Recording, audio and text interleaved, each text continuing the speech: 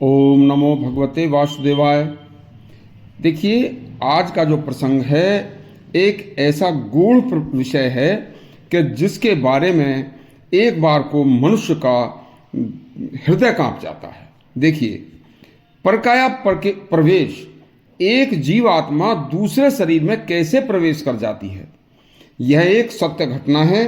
और यदि किसी को विश्वास न हो तो आज भी जिला मुजफ्फरनगर के बहेड़ी व रसूलपुर जाटान गांव में जाकर इस बात की सत्यता की जांच कर सकता है। इसमें हमने पहले ऋषि मुनियों से लेकर और आज के भी प्रसंग आपके सामने प्रस्तुत किए हैं, एक बार जरूर सुनना। योग वशिष्ठ में वशिष्ठ जी ने स्वयं भगवान राम को परकाया प्रवेश की विधि बतलाई थी। उन्होंने कहा था, हे राम, जिस तरह से फूल में से वायु सुगंध को निकालकर अपने में समा लेती है, उसी प्रकार से तपस्वी योगी रेचक अभ्यास योग से कुंडलिनी रूप के शरीर से निकलकर दूसरे प्राणहीन शरीर में चली जाती है। और यह अपना पहला शरीर यदि नष्ट नहीं होता है तो फिर इच्छानुसार वापस उसी शरीर में वापस आ जाती है। देखिए, सिद्ध योगी जन परकाया प्रवेश आसानी से कर सकते हैं। आदि शंकराचार्य ने वाराणसी के विद्वान मिथिला के श्री मंडन मिश्र नामक विद्वान को शास्त्रार्थ में हराकर मंडन मिश्र की सन्यासिनी पत्नी के एक शास्त्र के कारण, उसका जवाब देने के कारण, उसका प्रश्न के उत्तर देने के कारण एक नवयुवक राजा की मृत्यु होने पर उस युवा राजा के शरीर में परकाया प्रवेश किया था और अपने शिष्यों से कहा था कि मेरे शरीर पर हर समय हवा करते रहना। कुछ दिन युवा राजा के शरीर में निवास करने के बाद उन्होंने रनिवास में रहकर वापस फिर अपने जो गंतव्य था उसे पूर्ण करके और फिर दोबारा पुराने शरीर में वापस आ गए थे। और इसी तरह से राजा पुनः मर गया था। इसी तरह से नाथ चरित्र के अनुसार साधु तपस्वी मत्स्येंद्र नाथ पर्यटन पर निकले हुए थे।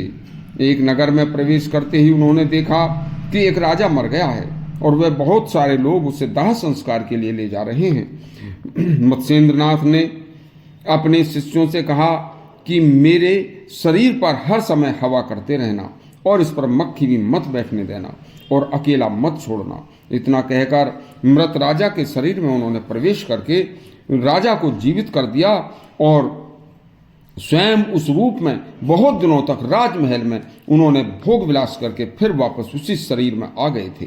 इसी तरह से नाथ पुराण में मत्स्येंद्र नाथ तप करते समय एक और राजा मृत के शरीर में प्रवेश करके उनकी रानी मंगला से भोग विलास किया था। स्वामी शिवानंद ने बताया कि जसवीर नामक एक मृत बालक के शरीर में शंकर लाल त्यागी के मृत युवा पुत्र के सूक्ष्म शरीर के प्रवेश होने से जसवीर नामक बालक जी उठा था, किंतु वह जीवन भर अपने को शंकर लाल त्यागी का ही पुत्र मानता रहा। स्वामी शिवानंद ने अपनी एक पुस्तक में अनेक घटनाओं का जिक्र किया है। इसी तरह से योग वशिष्ठ में यह लेख आया है कि पुराने जमाने में राजा पद्म ने मृत शरीर में राजा विदुरथ के सूक्ष्म शरीर में प्रवेश किया था और राजा पद्म भी जी उठे थे। ऐसे ही एक घटना मुजफ्फरनगर के गांव रसूलपुर जाटान के चौधरी गिरधारी सिंह जाट पुत्र श्री राजा राम जाट के लड़के की है। यह एक सच्ची घटना है। राजा राम जाट का एक 3 वर्ष का जसवीर नामक लड़का, उसको चेचक की बीमारी में वह मर गया था। रात्रि में मरने के कारण उन्होंने सोचा कि सुबह इसको मिट्टी देने के लिए ले जाएंगे, तो ऐसा सोचकर उन्होंने ढक कर उसे रख लिया। जिला मुजफ्फरनगर के ही दूसरे गांव बहेड़ी के निकट रोहाना मिल के चौधरी शंकर लाल त्यागी का लड़का 23 वर्षीय शोभाराम त्यागी एक बारात में रथ हाँक कर ले जा रहा था।